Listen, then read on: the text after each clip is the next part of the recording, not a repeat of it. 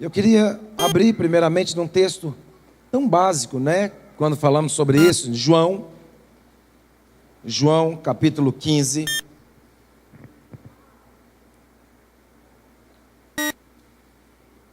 João capítulo 15, verso 12. Quantos acharam, diga glória a Deus. Amém. A Bíblia diz: o meu mandamento é este, que vos ameis uns aos outros, assim como eu vos amei. Ninguém tem maior amor do que este, de dar a alguém a própria vida em favor dos seus amigos. Dar a própria vida em favor dos seus amigos. Vós sois meus amigos. Isso é Jesus que está dizendo. Vós sois meus amigos, se fazeis o que eu vos mando fazer. Já não vos chamo servos, porque o servo não sabe o que faz o seu senhor. Mas tenho-vos chamado amigos, porque tudo quanto ouvi de meu Pai, vos tenho dado a conhecer. Não fostes vós que me escolhestes a mim, pelo contrário, eu vos escolhi a vós outros, e vos designeis, para que vades e deis fruto, e o vosso fruto permaneça, a fim de que tudo quanto pedirdes ao Pai em meu nome, Ele vos conceda. Isto vos mando, que vos ameis uns aos outros. E aí em João também, capítulo 17, eu quero me basear mais nesse versículo. João capítulo 17, verso 11. João 17, verso 11. Já não estou no mundo, mas eles continuam no mundo, ao passo que eu vou para junto de ti.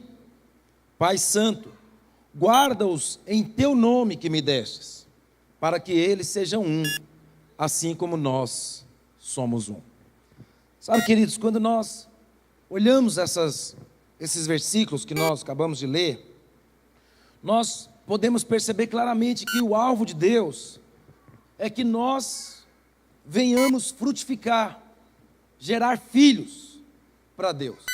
Você sabe que o maior alvo de Deus, queridos, não é, nós vamos entender isso muito claramente, o maior alvo de Deus não é ter, talvez, ainda que nós não temos nada contra isso, grandes prédios, mas o alvo de Deus é ter muitos filhos, e filhos semelhantes a Jesus. Lá em Romanos capítulo 8, verso 26, Paulo fala bem claramente que Jesus é o primogênito, Ele é o primeiro, e que o alvo de Deus é que nós possamos gerar muitos filhos, e esses filhos que nós gerarmos, eles se tornem filhos semelhantes a Jesus. Então, hoje, queridos, não está tão difícil, escute, não me interprete mal, não está tão difícil gerar filhos. Talvez até num contexto natural, irmãos, nós temos visto na nossa sociedade, que é uma sociedade que as pessoas têm gerado muitos filhos, mas muitas pessoas têm gerado filhos e abandonado os filhos. Não é poucas vezes que a gente tem visto, né, nos meios de comunicação, crianças que são achadas na rua, crianças que são tentativas de aborto, tentativas de assassinato em crianças, jogando em lagos, em rios, um monte de coisa. Então, gerar filhos não é uma coisa tão problemática. As pessoas até talvez por uma irresponsabilidade, estou falando num contexto natural, de mundo, as pessoas até talvez por causa de um contexto da sua irresponsabilidade, as pessoas têm gerado filhos. Mas a grande verdade é que gerar filhos não é tão difícil. O mais difícil, irmãos, é cuidar e fazer com que esses filhos permaneçam. Se nós olharmos aqui e eu te perguntar aqui nesta tarde, né, início de noite, se eu perguntar para você quantas pessoas já passaram pela sua célula, quantas pessoas já passaram pela igreja, você vai perceber que nós já tivemos muitas e muitas e muitas pessoas que já passaram pela célula, passaram pela igreja, mas não permaneceram. E no Brasil, irmãos, nós temos tido um problema muito grave, porque por causa dos ensinamentos que tem havido através dos meios de comunicação, As igrejas no Brasil, não estou generalizando, mas várias igrejas têm se tornado igrejas rodoviárias, igrejas aeroporto, que são igrejas onde as pessoas passam para um destino, mas elas não passam e permanecem, porque são lugares só onde as pessoas passam para encontrar o seu destino. E o alvo de Deus não é que as pessoas passem pela igreja e passem pela célula e vão embora, mas o alvo de Deus é que elas passem pela igreja e pela célula e que elas permaneçam na igreja e na célula. Então nós temos um grande desafio. O desafio, irmãos, não é tanto ganhar, porque, naturalmente falando, irmãos, a unção de Deus que está no meio de nós tem atraído as pessoas. Esses dias lá na igreja, alguém entrou na igreja, num culto, e ele então falou: olha, eu não sei nem por que eu entrei aqui, porque eu não estava nem vindo à igreja, mas a hora que eu passei aqui na porta, me deu uma vontade de entrar, e eu entrei, e eu gostei de ter entrado aqui hoje. Então, querido, se você e eu nós formos perceber, de uma certa forma, há uma unção, há um mover de Deus neste lugar, que atrai as pessoas para este lugar. Há uma unção de Deus na sua célula, que atrai as pessoas para a sua célula. Há uma unção de Deus na sua vida, que lá no seu trabalho, na escola, na faculdade, aonde você está, né, no seu setor, no seu bairro, na sua rua, há uma unção de Deus na sua vida, que tem feito com que você atraia as pessoas para perto de você. E muitas vezes você nem sabe por que as pessoas estão sendo atraídas para perto de você. As pessoas estão sendo atraídas para perto de você, as pessoas estão sendo atraídas na igreja, as pessoas estão sendo atraídas na célula, porque há uma unção de Deus sobre a sua vida. Há um poder de Deus sobre a sua vida, há uma graça de Deus sobre a sua vida, há uma virtude do Espírito Santo de Deus sobre a sua vida. Quantos creem, diga amém nesta hora. Mas entenda, irmãos, se nós estamos atraindo as pessoas, a Bíblia diz que Jesus também atraía as pessoas. Lá em João capítulo 2, a palavra de Deus fala que, capítulo 6, verso 2, a Bíblia fala que uma numerosa multidão seguia Jesus. Por quê? Porque Jesus atraía as pessoas. Mas o grande desafio, irmãos, se nós atraímos as pessoas, o grande desafio é, o que nós vamos fazer com essas pessoas? Se nós atraímos tanta gente, se nós temos tantas pessoas vindo até a igreja, vindo até a célula, o que nós vamos fazer com essas pessoas?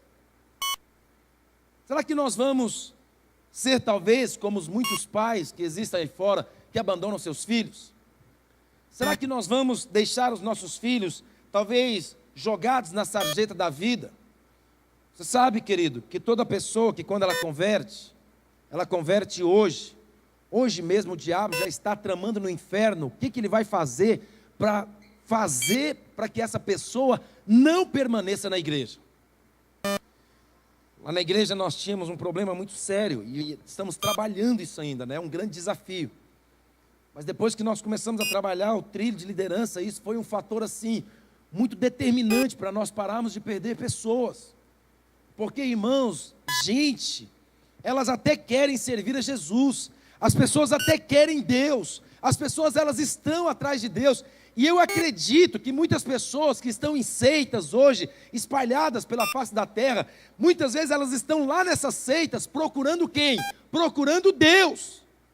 E elas acham que lá na seita, onde lá existe um falso mensageiro do Evangelho de Cristo, e que está ensinando inverdades para as pessoas, elas acham que Deus está lá. Mas Deus só pode estar num único lugar, irmãos. Deus só pode estar onde o Evangelho de Cristo é pregado. Porque Paulo fala que se em qualquer lugar que nós chegarmos, um outro evangelho que não seja esse aqui que estiver sendo pregado, amaldiçoe e vá embora. Então o único lugar onde Deus está é na igreja. Deus está na igreja, Deus está na célula, Deus está na sua vida. E as pessoas vão conhecer a Deus através da sua vida. Quantos creem nisso? Diga amém nessa noite. Olha para o seu irmão e fala, é através de você mesmo, meu irmão, não tem jeito. Agora nós temos que entender uma coisa. Nós não podemos perder mais pessoas. E se nós, queridos, queremos de fato não perder mais pessoas, nós precisamos ter características na nossa vida. Nós precisamos ter valores inegociáveis na nossa vida. Nós precisamos ter princípios inegociáveis na nossa vida. Porque se nós não entendermos isso, nós vamos negociar muito facilmente a vida de uma pessoa. Irmãos, quantos de nós, escuta, quantos de nós muitas vezes tem alguém que está vindo para a célula, e ele já veio para a célula, veio para a igreja, e ele está até se tornando um membro compromissado da igreja, da célula, e aí por alguma circunstância ele afasta, e muitos de nós viramos e falamos o seguinte: fulano não queria nada com Deus não, porque se fulano quisesse alguma coisa com Deus, ele estava aqui. Irmãos, eu me lembro quando eu me converti, quando eu aceitei a Jesus, sexta e sábado, eu era ainda um cara mundano. Normalmente, na minha época, lá de quando eu aceitei Jesus, sexta e sábado sempre tinha shows mundanos. Titãs, Paralamas de Sucesso, essa coisa. E aí eu ia nesses shows. Quando chegava no domingo, eu ia para a igreja. E aí quando eu chegava lá na igreja, eu chorava, pedia perdão, me arrependia dos meus pecados. Mas na sexta e no sábado, eu estava de novo lá nos shows. Mas tem uma pessoa, irmãos, que ele foi determinante na minha vida, que foi o meu discipulador. E eu me lembro, irmãos, que ele sabia que eu tinha todas essas falhas. E eu me lembro ainda quando eu vim para a igreja, irmãos, alguns irmãos jovens da igreja, que eu tentei me aproximar deles, esses irmãos, eles nasceram na igreja, bem dizer, e eles viviam num contexto completamente diferente do meu. E os pais deles, mães, como eles me conheciam lá da fama, eles diziam assim para mim, diziam assim para os filhos: olha, não ande com aquele fulano que está chegando na igreja, porque ele é maconheiro e traficante. E eu não era nem maconheiro nem traficante.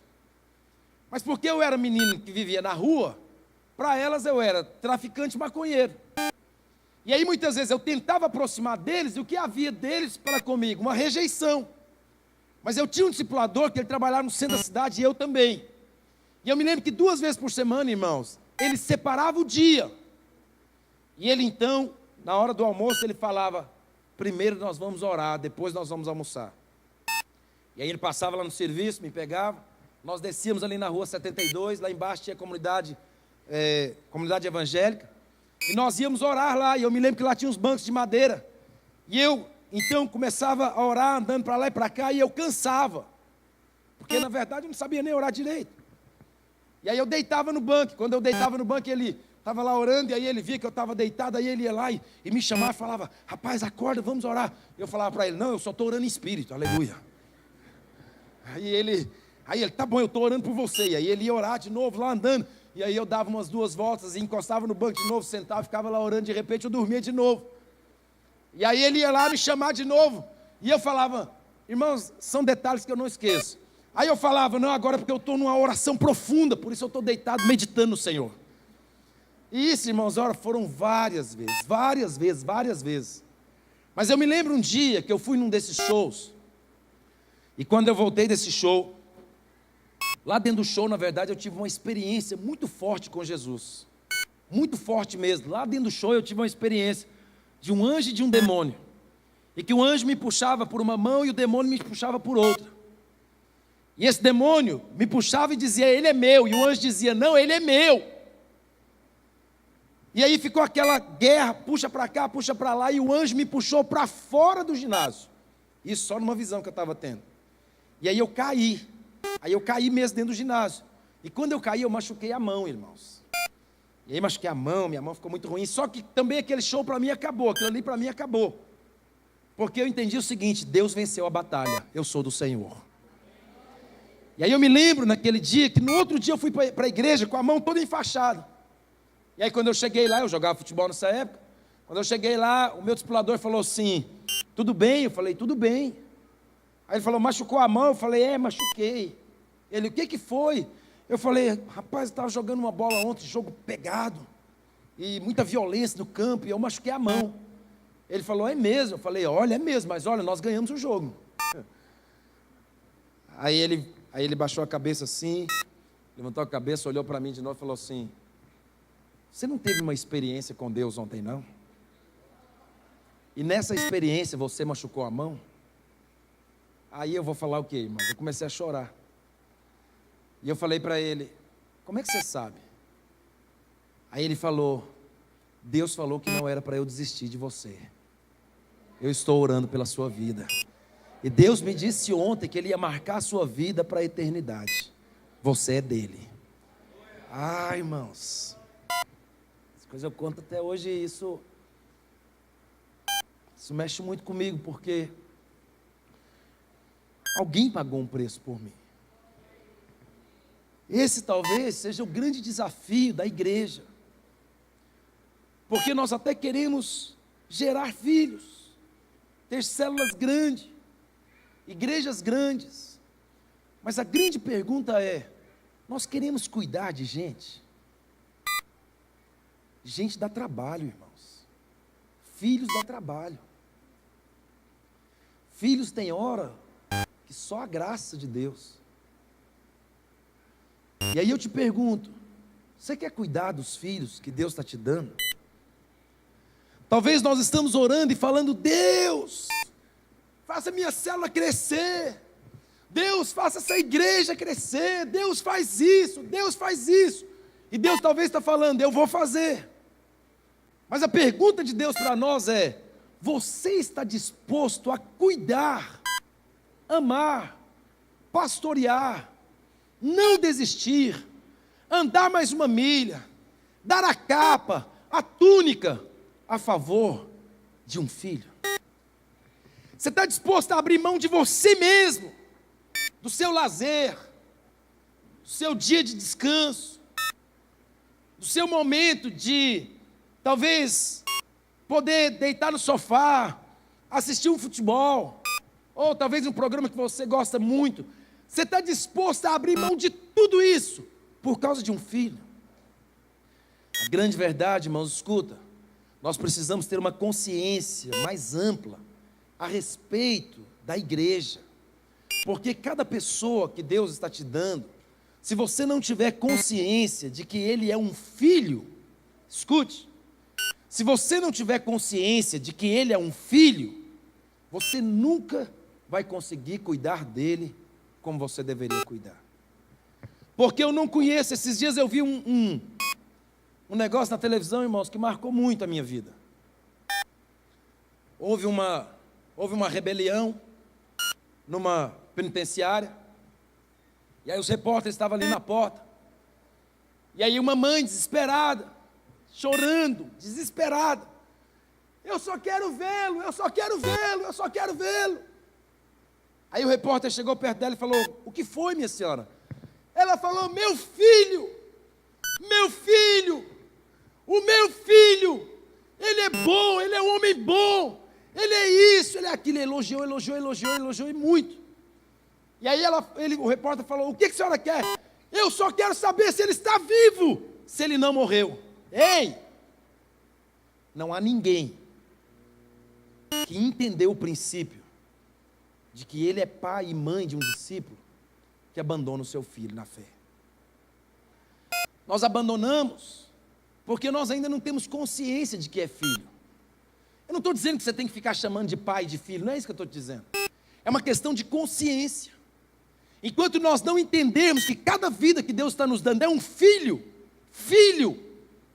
você não vai conseguir se desgastar a favor dele como deveria se desgastar. Porque para nós, infelizmente, escuta isso porque isso é sério, porque para nós, infelizmente, para a igreja evangélica hoje, em muitos lugares, não aqui no nome de Jesus, mas em muitos lugares, as pessoas na igreja têm sido só um número e não um filho. Então, quando pergunta quantos membros, quantas pessoas tem lá na sua célula, eu tenho 30. Tudo bem. Mas quando nós temos uma consciência melhor, nós dizemos: eu tenho 30 filhos e não abro mão de nenhum deles. É diferente quando nós temos essa consciência, porque todas as pessoas que Deus te der na célula, todas as pessoas que Deus colocar diante de você, você não vai abrir mão deles de jeito nenhum, porque você entendeu que Deus te deu, porque Deus confiou a vida daquela pessoa nas suas mãos.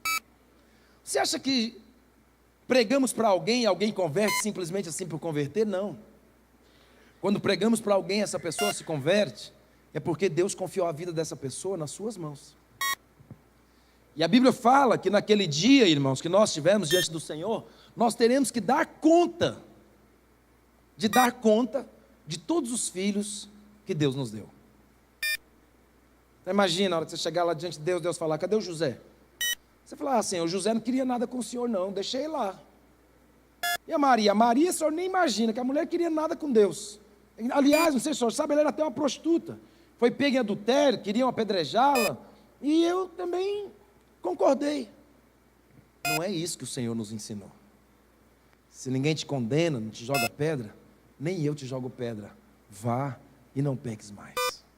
Nós precisamos ter um entendimento, irmãos. As pessoas que Deus está te dando na célula são filhos. E aqui, irmãos, nós entendemos, em João capítulo 17, verso 11, nós entendemos alguns princípios.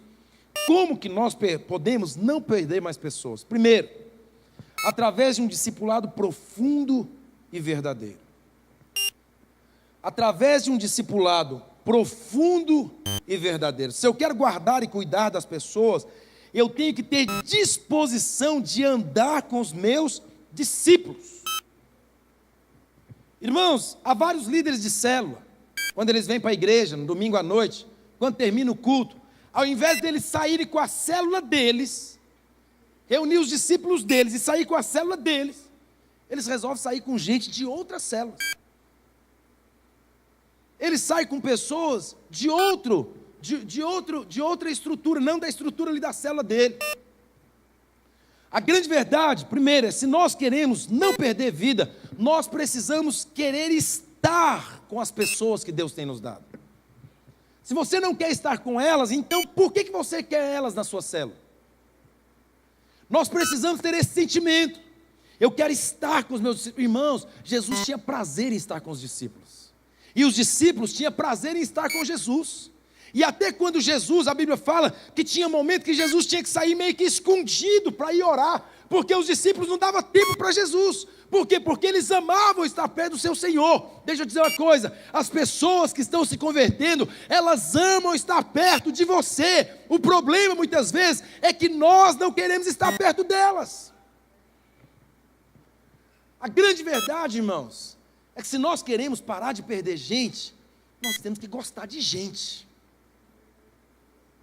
Tem marido que muitas vezes fala, meu bem, eu chamei o fulano, o Beltrano e o Ciclano para vir aqui para casa, vamos assar uma carne, vamos estar juntos. Não. Casa está bagunçada, blá, blá, blá, não tem... Ei, ninguém está preocupado com casa não, minha filha. Nós só queremos estar juntos. Nós só queremos comer juntos, se alegrar juntos, rir juntos, crescer juntos, ser edificados juntos, congregar juntos, crescer juntos, multiplicar juntos, avançar juntos, porque esse é o propósito de Deus. Irmãos, então entenda, não há possibilidade de não perder mais pessoas, se nós não tivermos disposição para estar junto com as pessoas. Olha, querido, vou ser bem sincero, você tinha que estar com seu discípulo todo dia.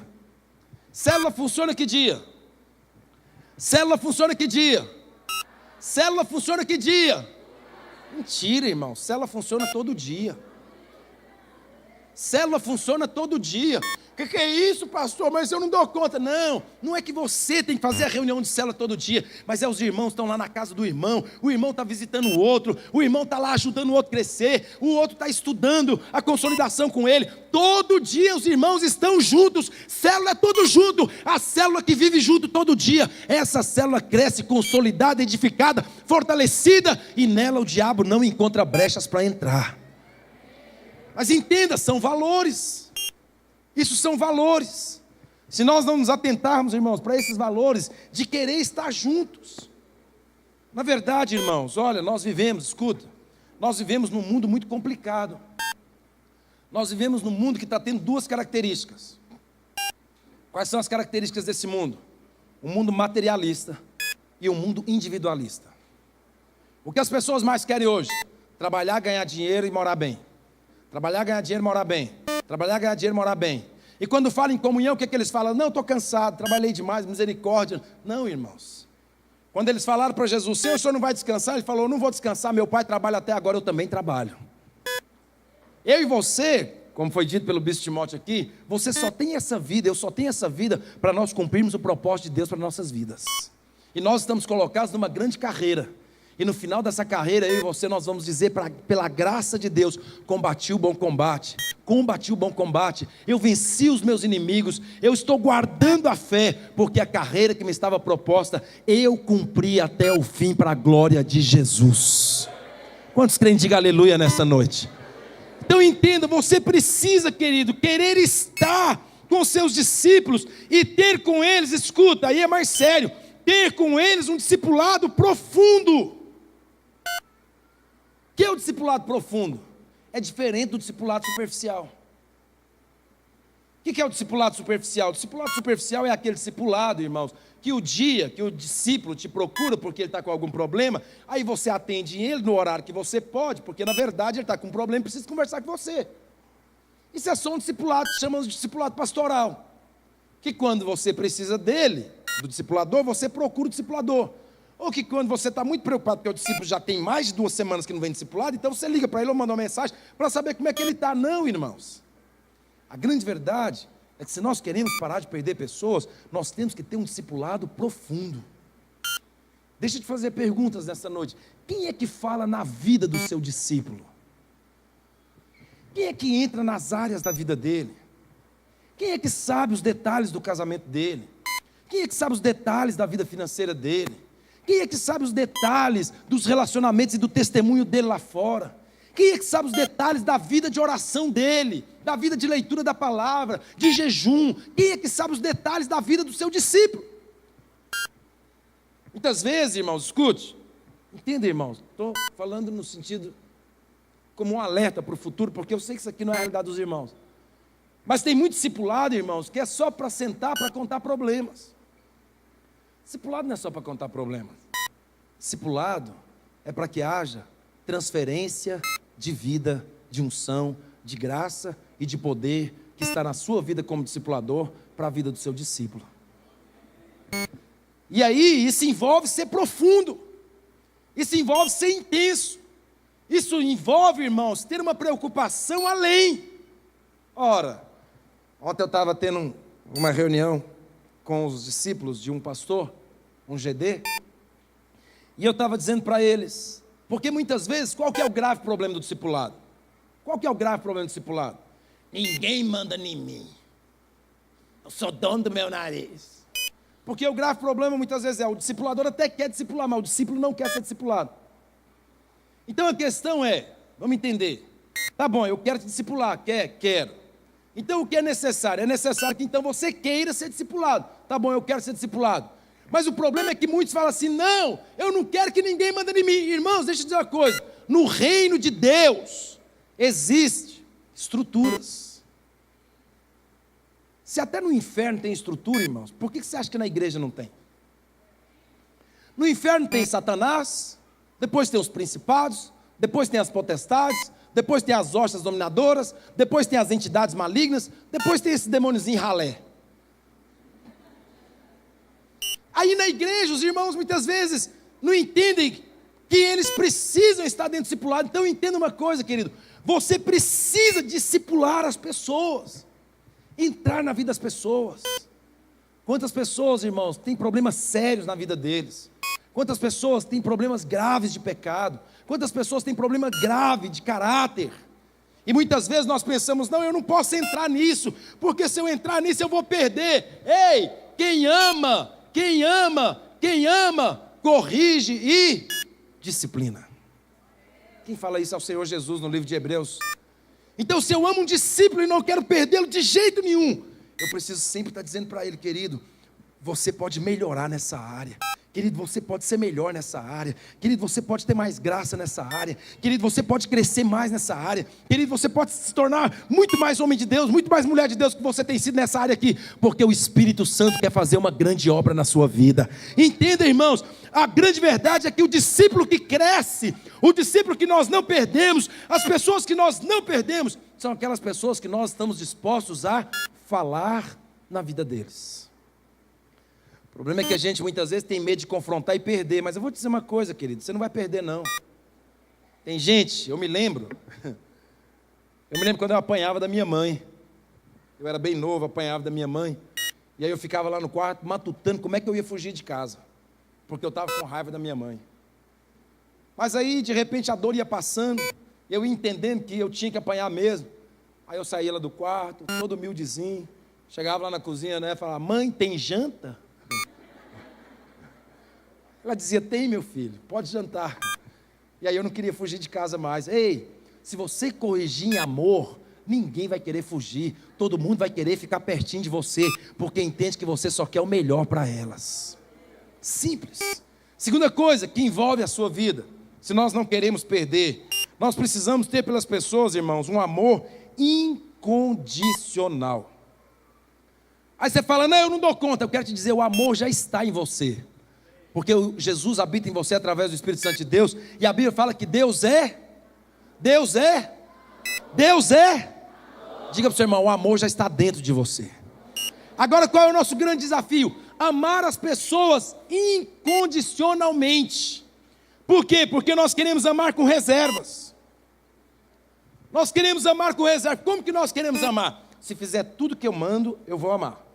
Se não desobedecer, eu vou amar. Se não pisar na bola, eu vou amar. Se vier para a célula toda quarta, eu vou amar. Se vier para a igreja todo domingo, eu vou amar. Se não vier, já está desamado. Entendeu? Ei, peraí, irmãos. Nós vamos entender uma coisa. Eu fico pensando nesse meu discipulador. Eu me lembro, irmãos. Eu me lembro que uma época eu troquei discipulador. Aí eu fui ser discipulado por um pastor.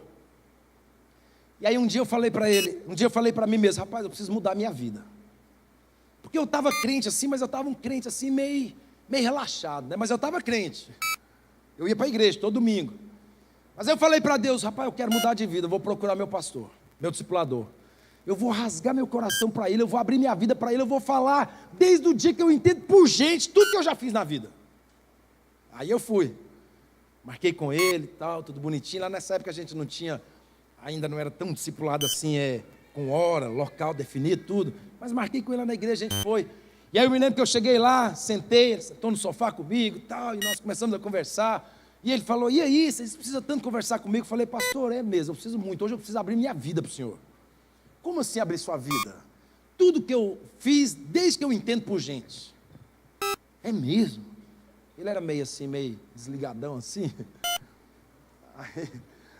Aí ele falou, então fala. Aí, irmãos, aí eu comecei. Aí comecei forte, entendeu? Aí eu fui falando, irmãos, tudo que eu entendi, tudo que eu fiz, toda podridão, toda sujeira, toda coisa. E ele foi ficando assim, meio assim, atordoado, entendeu? Quase babando no canto da boca assim.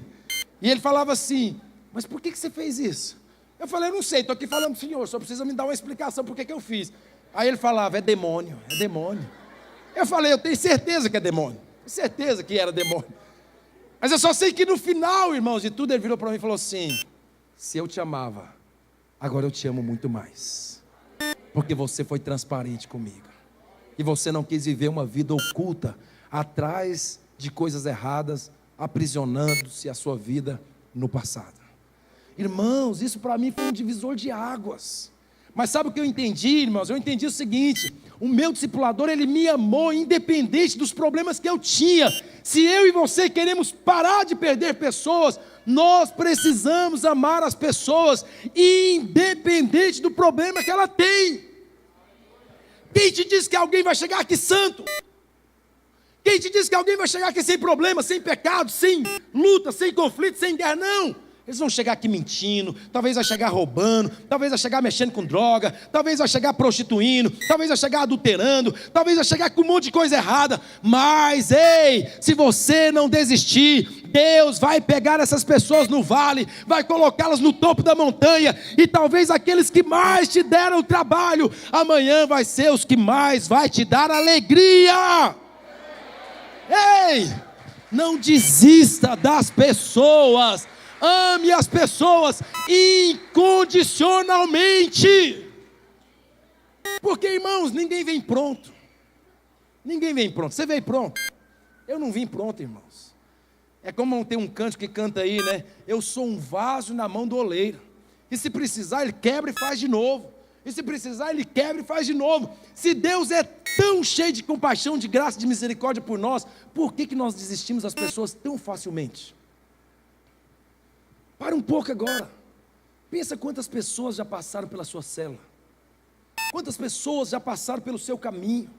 E talvez elas estavam até quase firmando, se tornando um membro comprometido da igreja.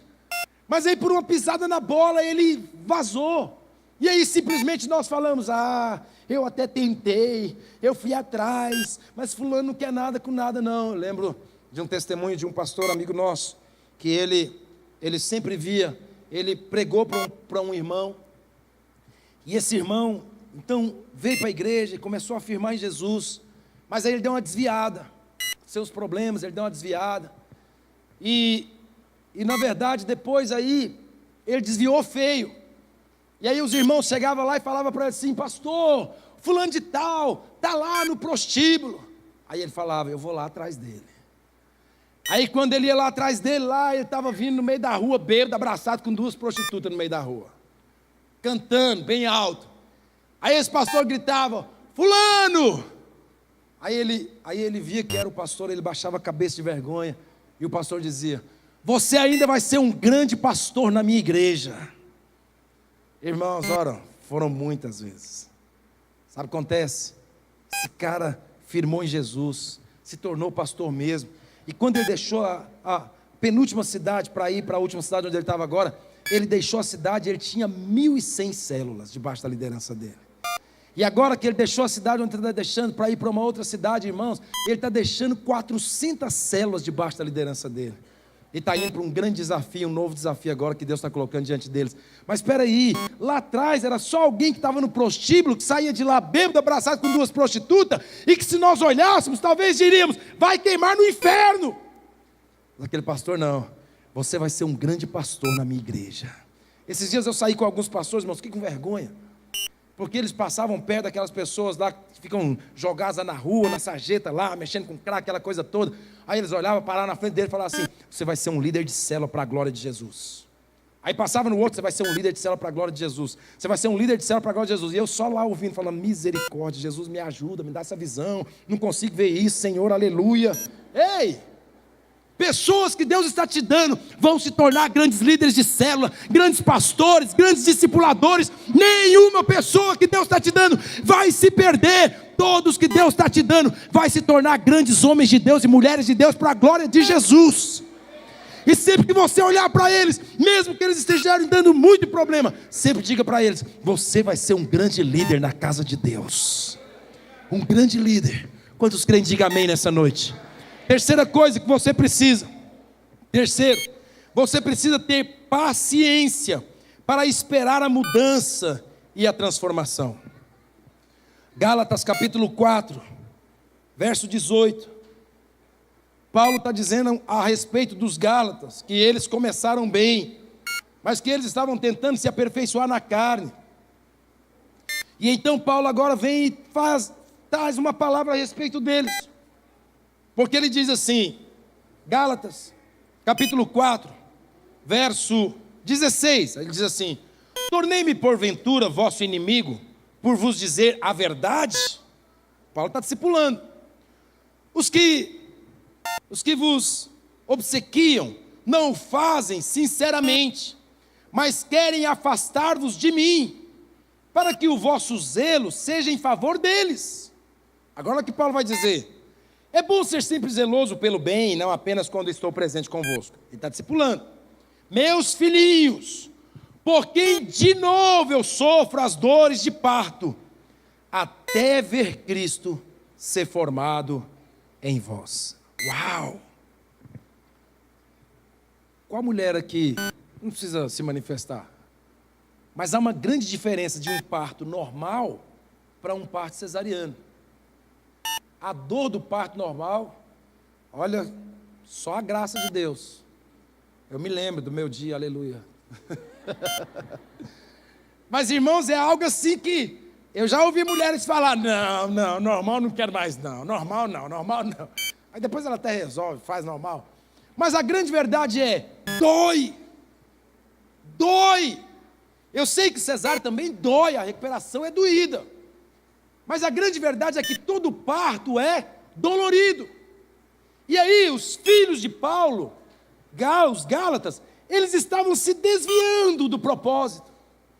E aí Paulo veio e falava o que para eles?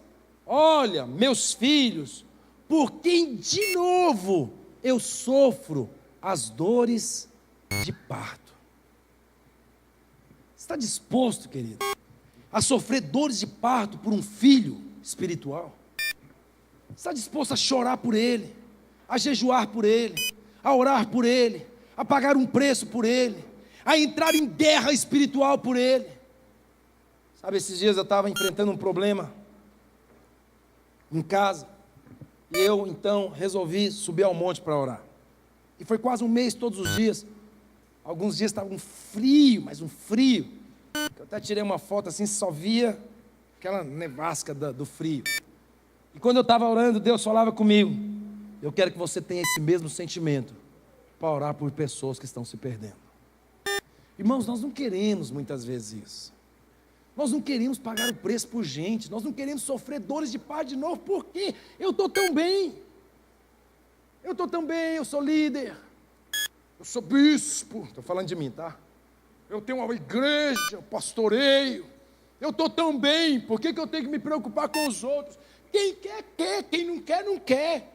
Jesus está aí para todo mundo. Sim, é verdade. Mas do outro lado, tem um miserável de demônios que está trabalhando de dia, de tarde, de noite, para levar vidas para o inferno. E quem Deus tem para levar vidas para o céu? A igreja do Senhor Jesus. Por isso eu e você, nós temos que ter esse sentimento. Eu estou disposto a sofrer dores de parto por um filho. Ei, novamente. Porque isso quer dizer uma coisa: eu já sofri uma vez. Eu já chorei uma vez. Olha, bispo, eu fui atrás. Eu paguei um preço. Eu levei ele para a célula. Eu dei roupa para ele, dei comida para ele. Ele não tinha nada, nós arrumamos um emprego. Levamos para cá de recuperação, recuperou. Mas agora está lá de novo, bispo. Agora, ó, entreguei para Deus.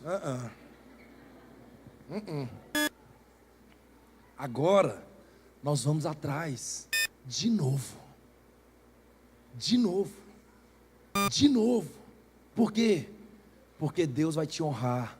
E essa pessoa que talvez mais está te dando trabalho, amanhã é o que mais vai te dar alegria. Quantos crentes digam aleluia nessa noite? Sabe, querido, você precisa ter esse sentimento. Eu vou ter paciência.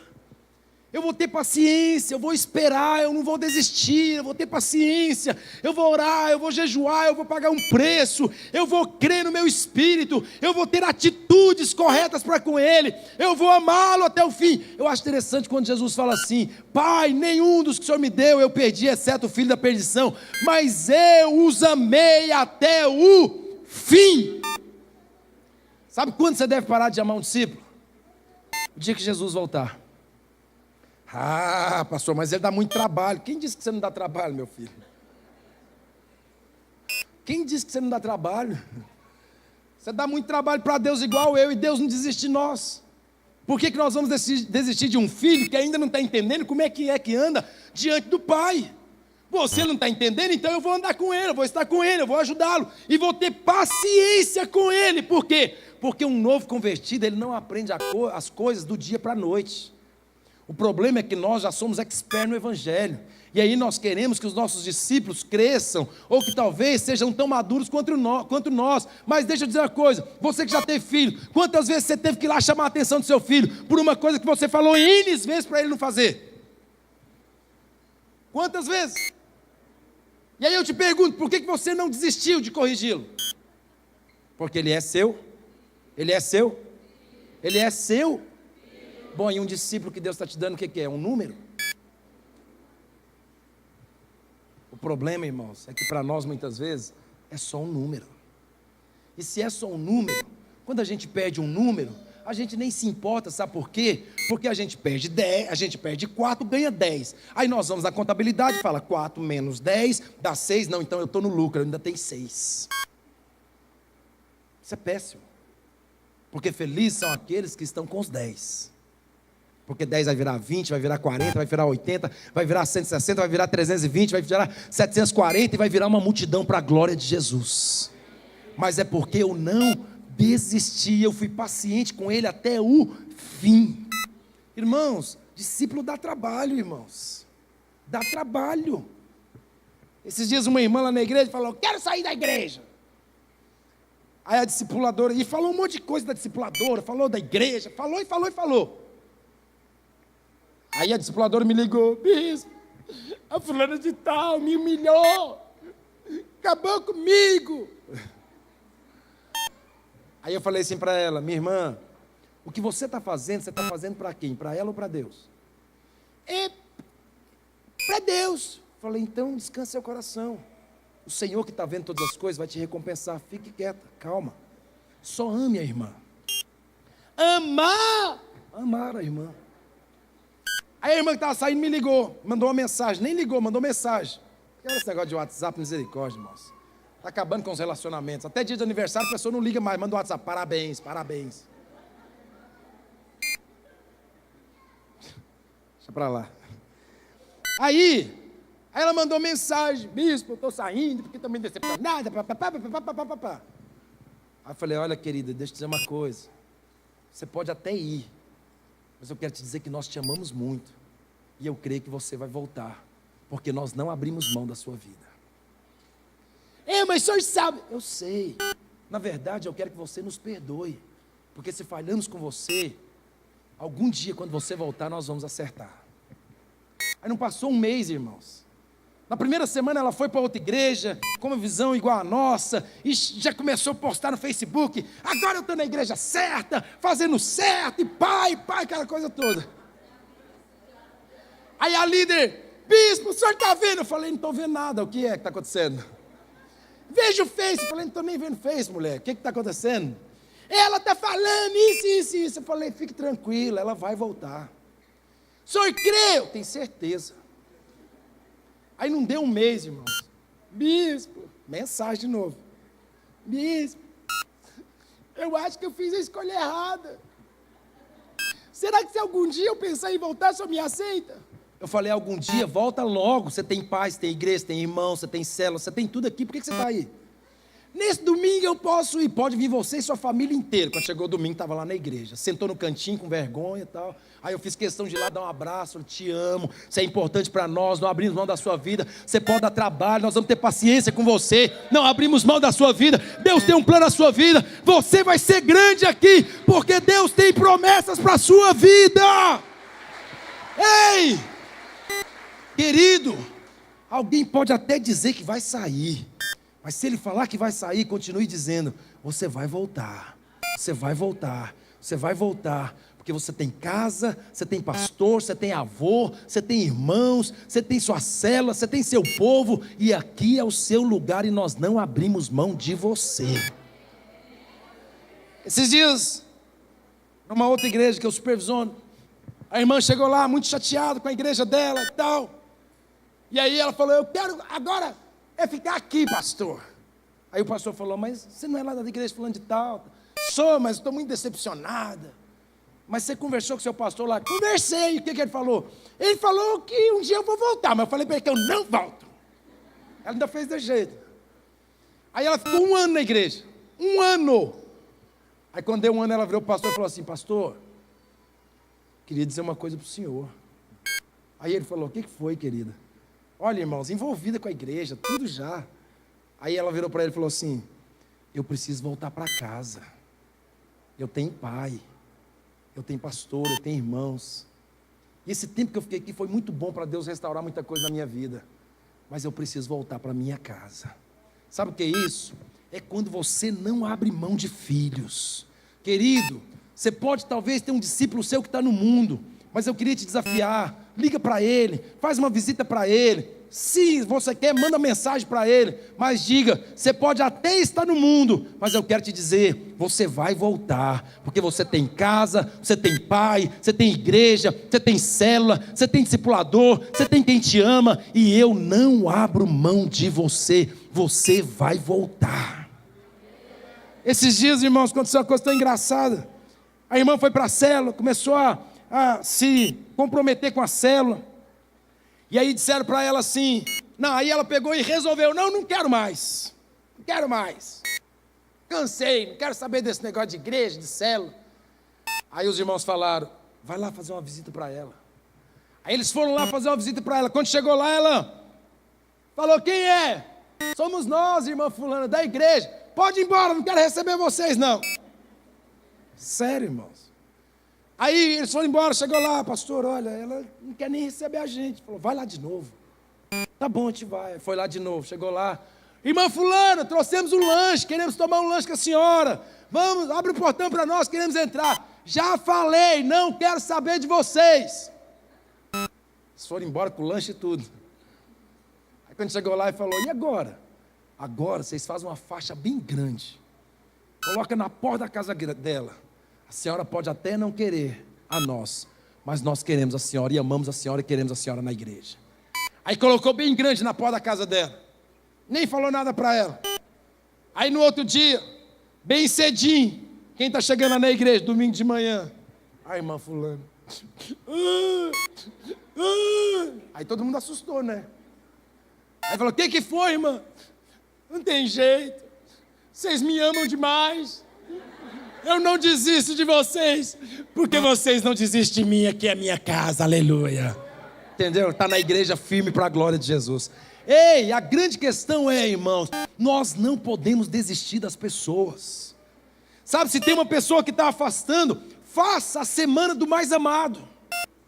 Pega a sua célula, separe em grupos de 3 pessoas, e cada dia da semana vocês vão bombardear aquela pessoa com mensagem. Vão bombardear aquela pessoa com visita, com telefonema, vai lá na casa dela, ela está afastando, mas a semana inteira vocês vão bombardear aquela pessoa, e no final de semana vai toda a célula lá, e falar, você pode até querer desistir de nós, mas nós não desistimos de você, você é um filho para nós. Ei, irmãos, nós precisamos ter paciência com as pessoas, vai dar certo, já deu certo para a glória de Jesus. Quarto, estou encerrando, 5 pontos. Quarto, você precisa ter perseverança e persistência. 2 Coríntios capítulo 12, verso 14.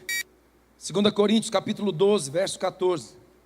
A palavra de Deus diz assim, 2 Coríntios capítulo 12, versículo 14. A Bíblia diz, eis que pela 3ª vez estou pronto a ir ter convosco, e não vos serei pesado. Porque Paulo já estava entendendo o seguinte, não adianta bater mais, eu vou amar agora. Pois não vou atrás dos vossos bens, mas procuro a vós outros. Não deve os filhos entesourar para os pais, mas os pais para os filhos. Olha o que Paulo está falando, eu vou entesourar para vocês. E de boa vontade, olha o que ele fala aqui agora, irmãos. De boa vontade me gastarei, e ainda me deixarei gastar em prol da vossa alma. Se mais vos amo, serei menos amado. Pois seja assim, eu não vos fui pesado, porém, sendo astuto, vos prendi com dolo. Porventura vos explorei por intermédio de algum daqueles que enviei? Roguei a Tito, e enviei com ele a outro irmão. Porventura Tito vos explorou? Acaso não temos andado no mesmo espírito? Não seguimos nas mesmas pisadas? Mas olha, presta atenção no verso 15. Eu de boa vontade me gastarei, e ainda me deixarei gastar em prol da vossa alma. Paulo está dizendo o seguinte, olha, vocês estão me usando, mas tem problema não, pode usar mais. Se vocês vão ficar firmes, o que interessa? Vocês podem me usar o tanto que quiser, desde que vocês fiquem firmes em Jesus. Irmãos, isso é muito para a nossa cabeça, porque nós ainda, irmãos, somos muito cheios de nós ainda estamos muito mais preocupados conosco. É por isso, queridos, que as pessoas estão indo a passos largos para o inferno. Porque nós, que temos esse encargo da parte de Deus de não desistir de ninguém, muitas vezes temos desistido das pessoas. Então eu te digo, o princípio é, seja perseverante e persistente. Quando tem essas características, um dia eu vou colher os frutos. Quando você tem essa característica, porque sabe de uma coisa, irmãos? Olha, Jesus diz assim, sede fiel no pouco, e eu vou te colocar sobre o muito. Se Deus está te dando uma alma, se Deus está me dando uma alma, e nós estamos desistindo dele, por que você acha que Deus vai nos dar mais? Tem gente gente que acha que Deus é negligente. Querido, olha, com todo respeito, Deus não é negligente. A grande verdade é, a palavra de Deus diz assim: olha, se você é negligente no que eu tenho te dado, até o que você tem, eu vou tirar de você e dar para o outro que cuida melhor. Uau! É por isso que tem célula que cresce mais do que outra. Por que a célula do fulano cresce mais do que a minha? Porque o fulano cuida melhor. Porque o fulano não desiste. Porque o fulano persevera. Porque o fulano ama até o fim. Não estou generalizando, tá bom? Me perdoe, não estou generalizando. Mas em muitos aspectos é isso. Que Deus dá mais para aqueles que cuidam melhor. E Deus tira daqueles que cuidam relaxadamente e passa para quem está cuidando com responsabilidade. Então é por isso que muitas vezes a gente não entende. Por que fulano gosta mais da célula do Peltran? Fulano diz que quer sair da minha célula e ir para a célula do ciclano. É porque lá na célula do ciclano tem comunhão, tem relacionamento. Eles andam juntos, amam uns aos outros, gastam tempo um com o outro, não desiste de ninguém, persevera em fé, está evangelizando, não abre mão de ninguém. O discípulo dá trabalho, mas ele está junto. Anda 1 milha, anda 2, anda 3, anda 5, anda 10. Dá a capa, dá a túnica, está junto, persevera. E no final de tudo, ainda fala: posso fazer mais alguma coisa? Ei, pastor, mas aí ia ser bobo demais. Ei, Jesus deu a vida por nós. Filipenses capítulo 2, verso 5. A Bíblia diz: pois ele, sendo Deus, não usurpou ser igual a Deus, antes esvaziou a si mesmo, tornando-se servo, se humilhando em favor de nós, até assumir a morte, e morte de cruz, pelo que Deus o exaltou, ressuscitando dentre os mortos, fazendo assentar à direita do Pai, e lhe deu um nome que está acima de todo nome, para que ao nome de Jesus, todo joelho se dobre, e toda língua confesse que Ele é o Senhor. Irmãos, pode aplaudir esse Deus maravilhoso, pode aplaudir esse Jesus poderoso. Sabe, queridos, nós temos que ter esse sentimento. Ei, tira a capa, tira os títulos, tira as glórias, e vai lá lavar os pés daqueles que estão com os pés sujos, contaminados pelo mundo. Esses dias o irmão estava me dizendo que ele foi atrás de alguém, e esse alguém não queria voltar para a igreja de jeito nenhum, mas ele foi lá, comprou uma bacia, uma toalha branquinha, e foi lá na casa dele com um vaso de água, com perfume. E aí chegou lá, bateu na porta, fulano abriu: o que foi? Viemos aqui te pedir perdão. Pedir perdão? Foi eu que errei. Pois é, mas eu quero dizer que não importa para nós quem errou, quem acertou. O que importa é que nós queremos você de volta na casa do Pai. Lavou os pés do cidadão, enxugou com a toalha branquinha, aquele pé encardido, que a toalha até voltou bonita. Mas sabe de uma coisa, querido? Aquele irmão está firme em Jesus, porque alguém resolveu descer da sua glória, da sua posição. Eu não vou atrás, eu não consigo, eu não dou conta. Ele resolveu descer da sua posição e ir lá embaixo pegar aquele que está sujo e contaminado pelo pecado, e muitas vezes não tem tido forças para voltar para casa. A grande verdade, irmãos, as pessoas se perdem, depois elas até querem voltar. Mas eu me lembro de um testemunho da pastora Vilma Laudelino, que ela dizia muitas vezes o seguinte, que quando ela chegava na porta da igreja, que ela ia entrar na igreja, o diabo dizia assim para ela: tem vergonha não, é nega? Vai embora, porque aí dentro ninguém te ama, porque se te amasse eles tinham ido atrás de você. É isso que muitas vezes as pessoas estão tentando voltar para a igreja, mas quando elas chegam na porta da igreja, o diabo fala para elas, e aí elas vão embora. É por isso que Jesus fala lá, a palavra nos ensina, lá no livro de João, capítulo 1, verso 43, quando Filipe encontra Natanael, e aí Filipe encontra Natanael e fala: ei, Natanael. Aí ele fala: ei, tudo bem, encontrei o mestre, é mesmo. E por acaso pode sair alguma coisa boa de lá? Aí ele fala o quê? Vem e vê.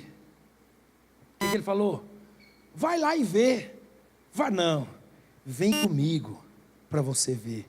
Eu queria te desafiar uma coisa nessa noite. Pare de deixar os seus filhos novos na fé vir para a igreja sozinhos. Passe lá na casa dele, marca com ele, traz ele para a igreja, coloca no seu carro, vem os dois andando no meio da rua, conversando, louvando, adorando a Deus, compartilhando as vitórias, discipulando no meio da rua, mas não deixa os seus filhos novos na fé vir para a igreja sozinho, traga eles junto com você.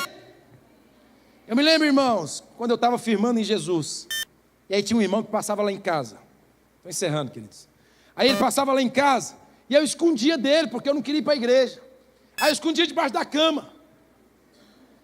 Aí ele chegava e minha mãe falava, fulano. Aí ele falava, dona Preta, vim atrás de Samuel. Aí ela falava assim, ele não está aqui não. Aí lá na porta do meu quarto não tinha porta, tinha cortina. Aí ele chegava, abria a cortina e falava assim, pode sair debaixo da cama, eu vou esperar você tomar banho.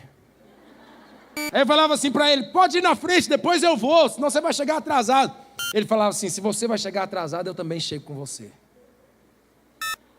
Isso foi muitas vezes. Depois eu arrumei uma estratégia nova. Lá em casa tinha 2 pés de manga. Eu subia no pé de manga. E minha mãe via, irmãos. Aí ele chegava e ele falava, Samuel. Aí minha mãe falava, fulano, ele saiu. Você ri porque não era você. Aí ele falava assim, pode descer daí. Nós vamos para a igreja juntos. Aí eu falava, vai na frente, porque você vai chegar atrasado e vai perder o louvor de fogo. Aí ele falava, se eu vou perder o fogo, se você vai perder o fogo, eu vou perder também, mas nós vamos juntos para a igreja. Irmãos, foram muitas vezes, muitas vezes, muitas vezes. Hoje esse irmão, ele é um pastor, de êxito, de sucesso no ministério, mas ele nunca desistiu de mim. Ei, ao invés de você falar, olha fulano, tá bom, agora você está firme, vai para a igreja, tá bom, vou estar te esperando lá na igreja. Não, passa lá. Talvez ele está debaixo da cama, em cima do pé de manga, em cima do muro, tentando fugir em cima da casa. Diga para ele, eu vou te esperar, nós vamos juntos para a casa do Senhor adorar o nosso Deus. E última coisa, irmãos, última coisa, tenha humildade para pedir perdão quando você falhar com seu discípulo. Nós erramos, nós falhamos. Eu já falei muito com discípulo, irmãos. Discípulos já falharam muito comigo, mas eu já falei muito com eles também. Esses dias nós estávamos numa reunião lá, eu falei para eles, olha, nós estamos errando nisso. E eles foram ficando assim meio murcho. Eu falei, mas eu quero dizer uma coisa para vocês, nós estamos errando porque eu estou errando com vocês. Não são vocês que estão errando. Vocês estão errando só porque eu estou errando com vocês e eu quero pedir perdão para vocês. Qual o dia que você pediu perdão para o seu discípulo? Nós erramos. Você nunca falhou com o seu discípulo? E quando nós falhamos, nós temos muitas vezes um senso de achar que ele tem que entender. Ele tem que entender, porque eu tenho muitas responsabilidades. Na verdade, você tinha sempre que dizer, querido, me perdoa. Eu falhei com você. E eu não quero falhar mais. Mas eu quero deixar claro para você que se eu vier a falhar, eu vou ter esse mesmo coração de reconhecer a minha falha e te pedir perdão, porque você é precioso para mim. O problema, irmãos, é que nós somos meio turrão, meio durão. Achamos que não temos que pedir perdão. Pedir perdão para quê? Ele tem que me entender. Eu sou o discipulador dele. Sou eu que falo na vida dele. Não. Sabe o que é nobre? Nobre é quando você reconhece que você falhou, que você pede perdão, porque o que você está fazendo, você está imprimindo valores na vida dele. Então, quando você falhar, talvez marcou uma visita, não foi. Irmãos, quantos de nós falamos que vamos e não vai? Falamos que vamos ligar e não liga. Falamos que vamos atrás e não vamos. Marcamos e não vamos lá. Ei, aprenda a pedir perdão quando você falhar com seu discípulo, porque isso vai fazer com que ele olhe para você e veja cada dia muito mais que você é uma pessoa nobre e você está estabelecendo valores na vida dele, para que amanhã ele tenha as mesmas atitudes com seus discípulos. Amém, queridos? Vamos ficar de pé no nome de Jesus. Dá um abraço nesse irmão que está do seu lado, diga, nós não vamos perder ninguém.